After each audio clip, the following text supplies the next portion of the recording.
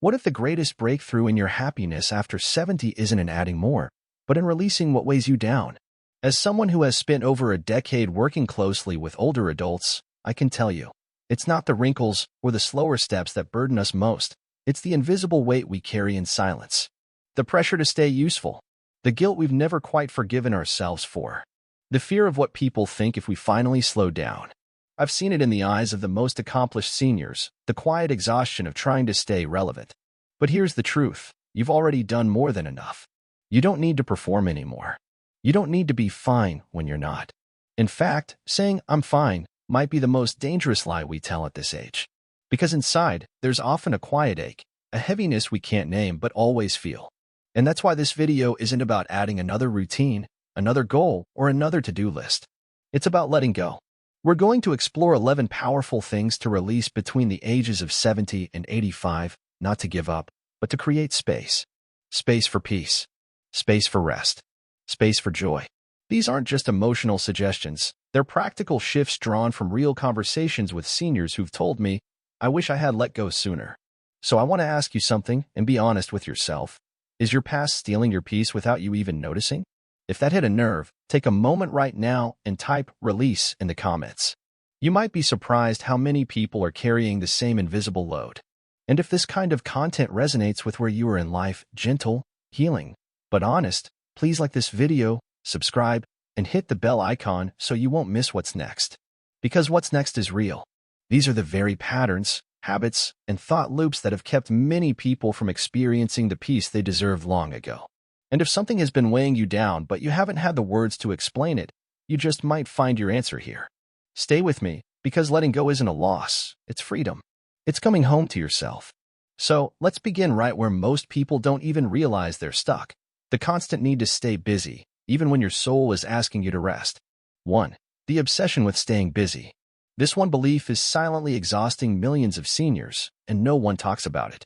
Somewhere along the way, we were taught that being busy meant being valuable. That if you weren't doing something, folding laundry, managing something, helping someone, you weren't worth much. That message was planted deep, decades ago, and for many, it never got uprooted.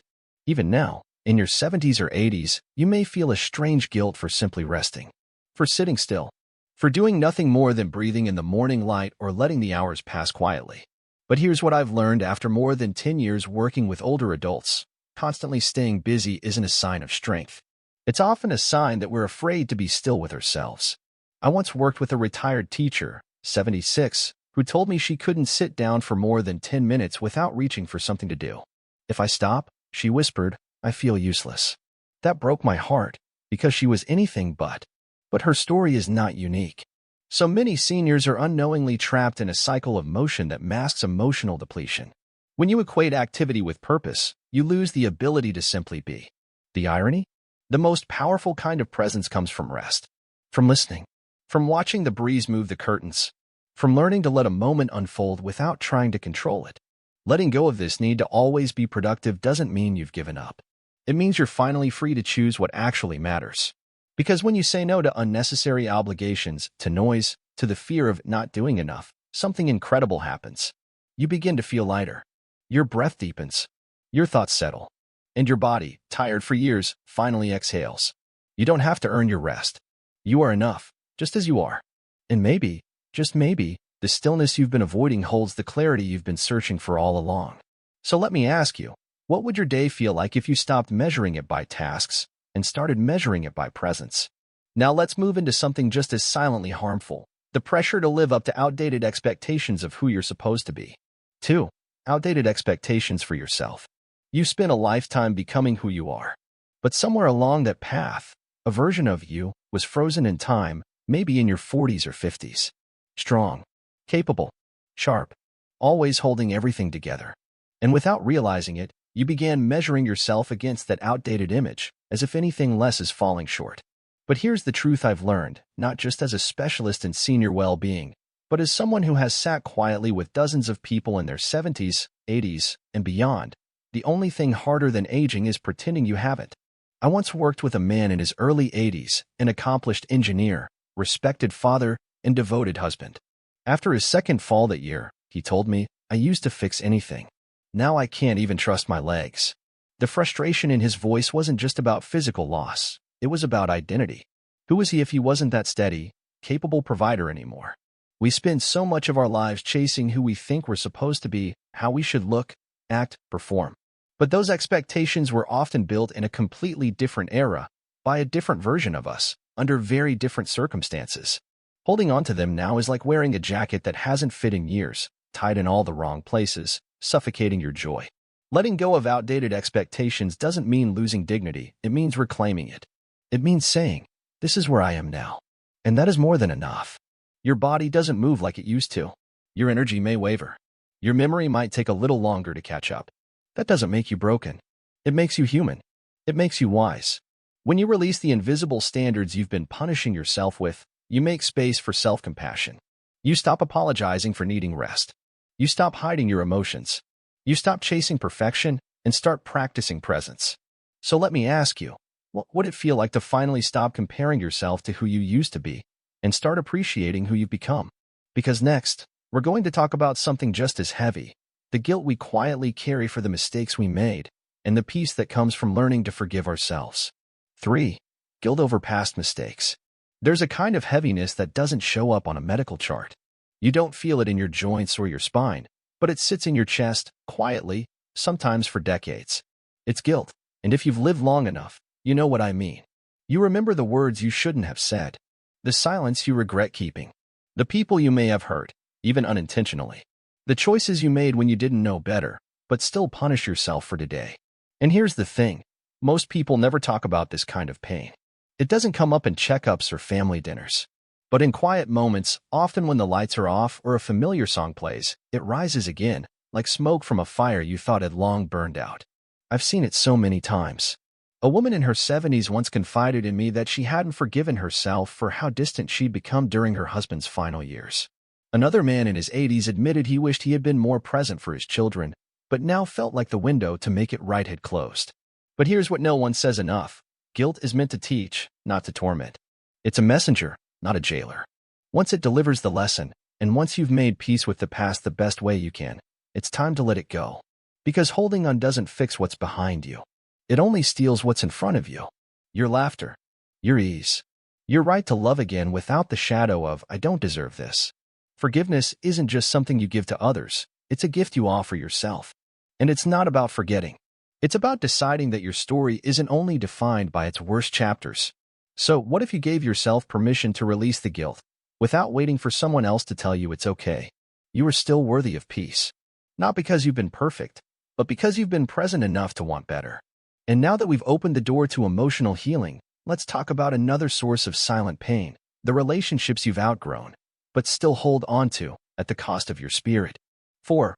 Relationships that drain your spirit. Not every relationship is meant to last a lifetime. Some were only ever meant to teach you something. Others were meant to walk with you for a season, and then gently step aside. But no one tells you that, especially when you're older. In fact, many seniors I've worked with over the years tell me they feel obligated to maintain relationships that no longer bring peace, only tension, guilt, or emptiness. Why? Because we've known each other forever, or they're family, or cutting them off would seem selfish. But let me offer you a truth that's changed many lives. Peace that comes at the cost of your emotional well-being is not peace. It's performance. One woman, 79, once shared with me that she dreaded every phone call from her adult daughter. Not because she didn't love her, but because the conversation always left her feeling belittled, dismissed, and emotionally wrung out. And yet, she still answered. Every time. Out of guilt. Out of duty. Out of fear of being labeled a bad mother. I'm not here to tell you who to keep and who to let go. That's your choice. But what I can tell you is this. Relationships should nourish you, not drain you. Letting go doesn't always mean dramatic exits or slam doors. Sometimes it's simply less time spent, less emotional investment, firmer boundaries, and more space for the people who actually lift you up. When you let go of what weighs you down, you create room for conversations that energize, not exhaust. For connections that make you feel more like yourself, not less. For people who see your value without you having to prove it. Your time is precious. Your energy is sacred. At this stage of life, you don't need to keep explaining yourself to people who've already decided not to understand. So, ask yourself gently, who in your life makes you feel lighter? And who consistently leaves you feeling small? You are not selfish for choosing peace. You are wise. Now that we've talked about others' voices, let's shift to something even more subtle, but just as powerful, the fear of what other people think, and how it still shapes your choices long after it should have lost its power. 5. Fear about what others think. You've spent decades living, giving, surviving, adapting. You've raised families, weathered loss, restarted life more times than anyone knows. And yet, somewhere deep inside, you may still hesitate to be fully yourself because of what they might think. Who are they? They could be neighbors, family, acquaintances, strangers on the internet. They could be voices from your childhood that still echo in your decisions. This fear of judgment, disapproval, rejection is something I see so often in seniors. You would think age grants immunity from worrying what others think. But in truth, for many, the fear only changes shape. You may dress a certain way, speak a certain way, smile and nod, when what you really want is to speak your truth. You may say yes when your heart is saying no, just to keep the peace. You hold back, not because you're unsure, but because you've been taught that being liked is more important than being real. Let me ask you something I've asked many clients over the years. If you stopped caring what people might think, what would you do differently? Because there's freedom in that answer. I remember a man in his 70s who waited 3 decades to take ballroom dance lessons because he thought his friends would laugh. When he finally signed up, he cried after his first class, not from embarrassment, but from the grief of lost time. Letting go of the fear of judgment isn't about being loud or reckless. It's about being honest. It's wearing what feels like you. It's speaking with your full voice, even if it trembles. It's making choices that align with your values, not others' preferences. The people who matter will love you for who you are. The rest? They were never yours to carry. So if there's a part of you still living to please or perform, I invite you to pause and ask, have I earned the right to live freely? Or am I still waiting for someone's permission? Because the moment you stop shrinking to fit, life becomes lighter, roomier, yours. And now that we've uncovered this fear that hides in plain sight, let's talk about another illusion that quietly robs us of peace, the urge to control everything, even what's far beyond our reach. 6. The urge to control everything. There's something in all of us that aches for order, especially as we age. We want to know what's coming next. We want to make sure our loved ones are safe. We want the doctor to say, everything's fine, the schedule to go exactly as planned, and the future to look how we imagined it would. After all, control once served us. It helped us raise children, manage crises, build a career, survive heartache. Control gave us the illusion of security when the world felt unpredictable. But here's the hard truth I've seen, again and again, in my years working with seniors. The very thing that once protected you can now quietly become the thing that imprisons you. I remember sitting with a woman in her late 70s who burst into tears when her granddaughter canceled a visit at the last minute. Not just because she was disappointed, but because it reminded her that she couldn't hold the pieces of life together like she used to. That sense of loss? It's not about the visit. It's about the fading illusion of control. You can't make your body work like it did 20 years ago. You can't dictate what your children choose. You can't fix everything, no matter how deeply you care. And the more tightly we grip, the more exhausted we become. Because life doesn't respond to control, it responds to flow. Letting go of this need isn't giving up. It's choosing calm over chaos. It's trusting a little more, breathing a little deeper, saying, I can't change this, but I can choose how I respond. And when you do, something beautiful happens. Your relationships soften, your days feel lighter, and your heart stops bracing for what might go wrong. Control is not where your peace lives. Peace lives in surrender, not to helplessness, but to wisdom, to acceptance, to presence. So ask yourself, what would life feel like if you loosened your grip just a little? Because next, we're moving from the intangible to the tangible, and yet the emotional impact is just as powerful. It's time to talk about the physical and mental clutter that fills our homes and minds, and how it keeps us stuck more than we realize. 7. Clutter in your home and mind. We spend a lifetime collecting things.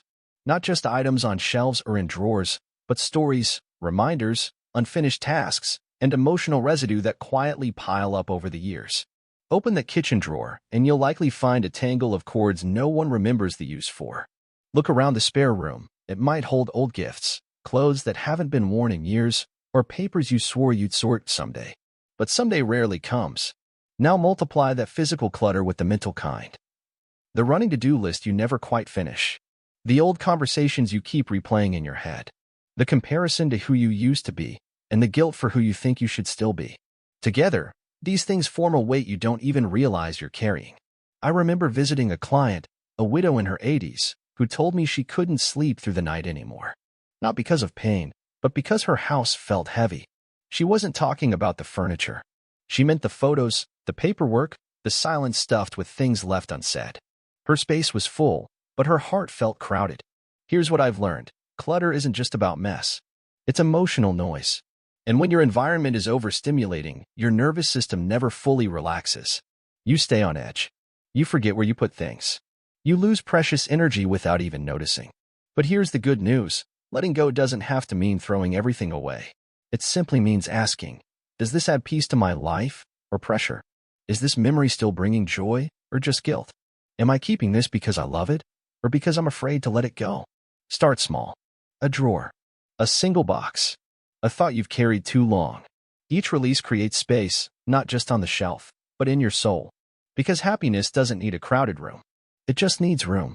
So take a deep breath and ask yourself what you no longer need to hold. Next, let's turn inward again and look at something even more personal. The belief that your emotional needs don't matter anymore. Because they do. Deeply. 8. Denying your emotional needs. There's a message many of us absorbed early in life, especially if you grew up in a time when survival came before self-awareness. The message sounded like this. Don't be a burden. Keep it to yourself. Be strong. Need less. And for a while, maybe that worked. You pushed through. You stayed silent. You built a life while quietly setting aside your own emotional needs, thinking it was the right, or only, way to be. But what I've learned after years of sitting with older adults is this. Those unmet needs never truly disappear. They just go underground. They show up as restlessness, as loneliness masked by busyness, as a subtle ache in the chest that you can't quite name. I once had a client, a proud, independent man in his 80s, who told me he hadn't asked anyone for help in over 10 years. Not because he didn't need it, but because he didn't want to seem weak. And yet, under that tough exterior was someone who simply wanted to feel seen, heard, included. Needing connection doesn't make you fragile. It makes you human, wanting someone to ask how your day was. Hoping for a real conversation, not just polite small talk. Longing for touch, for laughter, for a moment of deep eye contact. These are not signs of weakness. They are signs of life. And they don't go away just because you've hit a certain age. Letting go of the belief that your emotional needs no longer matter is one of the kindest, most radical things you can do for yourself. Say it aloud, even if just in your mind. I'm allowed to need. You are allowed to say, I'm lonely. You are allowed to ask for company. You are allowed to want more than just to be tolerated. You are allowed to be cherished. Because the heart doesn't stop needing connection. It just gets better at hiding it. Now, let's talk about another thief of peace, one that quietly creeps in every time we glance in the mirror or watch someone younger move through the world, comparison to others, and to our younger selves. 9. Comparisons to younger people or your younger self. One of the quietest thieves of joy in later life isn't illness or grief or even loneliness. It's comparison, not just to other people, but to the person you used to be. You look at someone younger and think, I used to move like that. You glance in the mirror and see a face that no longer matches the one in your memories. You watch others take on new experiences with energy you once had, and a voice whispers, that used to be me. These comparisons come uninvited. They seem harmless at first, like observations. But over time, they become judgments. And not of others, of yourself. But here's what I've learned through working with hundreds of seniors. Aging isn't a decline. It's a transition. It's not about who you were. It's about who you're becoming. The person you used to be didn't know what you know now. They hadn't endured what you've survived. They hadn't grown into the kind of wisdom that only time can offer. Yes, your body may have changed. You might move slower. You might forget a name here and there. But that doesn't mean you're any less worthy, capable, or whole. Let me offer a different perspective. What if every wrinkle, every gray strand, every shift in pace is evidence of a life fully lived? Comparison is a trap. It makes the present feel like a disappointment when, in truth, it's a miracle. Because here you are still breathing, still learning, still showing up. And when you stop measuring yourself by who you were, or who you're not, you open the door to something better, gratitude. You stop asking, why can't I do that anymore? And start asking, what can I still do that brings me joy? So the next time you feel that whisper of comparison creeping in, pause, breathe, and remember, You are not behind. You are not less. You are evolving. And if you're still evolving, then joy isn't done with you yet. Which brings us to something that often limits that joy before it ever begins. The belief that it's too late to experience something new, too late for happiness, too late for growth. Let's challenge that together. 10. The belief that it's too late for new joy. Somewhere along the journey of aging, a quiet belief can settle in. That part of life is behind me. The part with adventure, discovery, spontaneity, romance, creativity, growth. And that belief can feel so logical, so reasonable, that it rarely gets questioned. You might see a painting class and think, I'm too old for that. Or feel a pull towards something unfamiliar, but immediately shut it down with, what's the point now? But here's what I've come to know, after years of working with older adults who dared to keep growing. Joy doesn't expire. It doesn't care how many candles were on your last birthday cake. It doesn't require flawless health or youthful energy. It only asks one thing, openness. I once worked with a woman who started writing poetry at 84. She had never shared her words with anyone before, not even her late husband. But in a quiet moment, she told me, I didn't think joy would ever visit me again.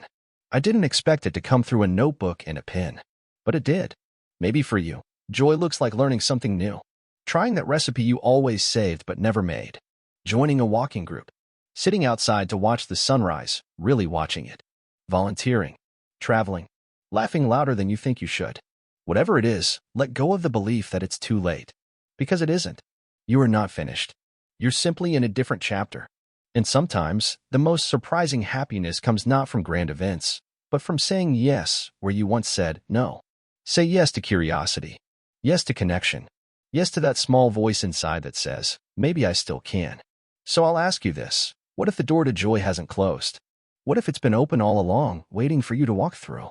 And now that we've challenged that final barrier between you and the joy you deserve, let's address the phrase we all say far too often, perhaps the most damaging 3 words in aging. I'm fine, even when we're not. Point 11. The habit of saying, I'm fine, when you're not. I'm fine. 2 words. Spoken easily. Spoken often. And almost never completely true. We say it at the grocery store. On the phone. In passing. We say it when someone asks how we're really doing, because telling the truth feels too heavy, too awkward, or too vulnerable. And with time, I'm fine becomes a mask. Behind it might be sadness, fatigue, loneliness that lingers through long afternoons, or simply a longing to feel seen. I've worked with many older adults over the years, and this is one of the most common habits I see, especially in those who were once the strong ones, the caretakers, the providers, the ones everyone else leaned on. Saying, I'm fine, becomes a reflex, a shield, a way to keep people comfortable. But here's what I want to tell you. You don't owe the world your silence. You deserve support, too. Being honest about your feelings, especially with those who've earned your trust, is not weakness. It's courage. It's connection. It's the first step toward healing. And you don't need to share everything with everyone. Just enough to take the weight off your chest. Say, I've had a hard day. Say, I'm feeling a bit off. Say, I could use some company. Because you're not the only one carrying things in silence. You'd be surprised how often one honest sentence opens the door to someone else's truth. Your vulnerability can give others permission to breathe. So let's stop pretending that aging means you've figured everything out. Let's normalize honesty. Let's normalize needing help, needing comfort, needing to talk. Because you're not meant to walk this stage of life alone or in silence. Now that we've reached the end of this journey through 11 things you can let go of, I invite you to pause, really pause, and ask yourself, which of these am I still holding on to? And more importantly, what might life feel like if I gave myself permission to release just one of them today? Let's talk about that in our final thoughts.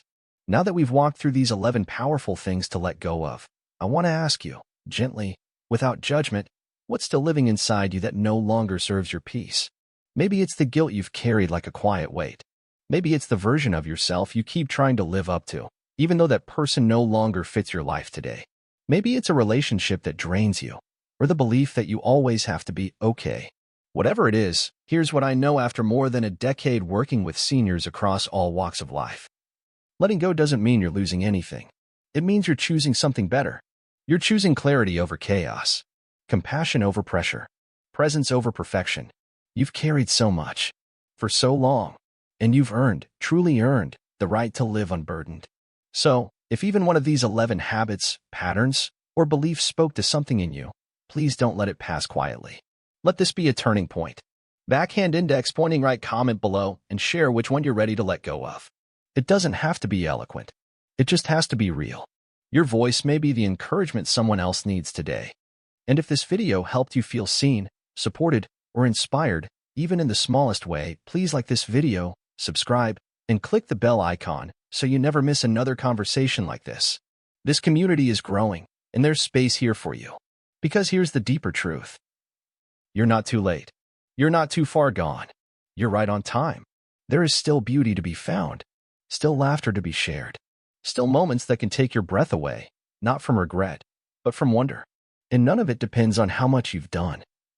It depends on what you're willing to release. So today, don't ask, what should I still be doing? Ask instead, what do I want to feel more of in my life? Then take one small step toward that feeling. Let it begin with a breath, and let the rest follow. Thank you for spending this time with me. I'll see you in the next video.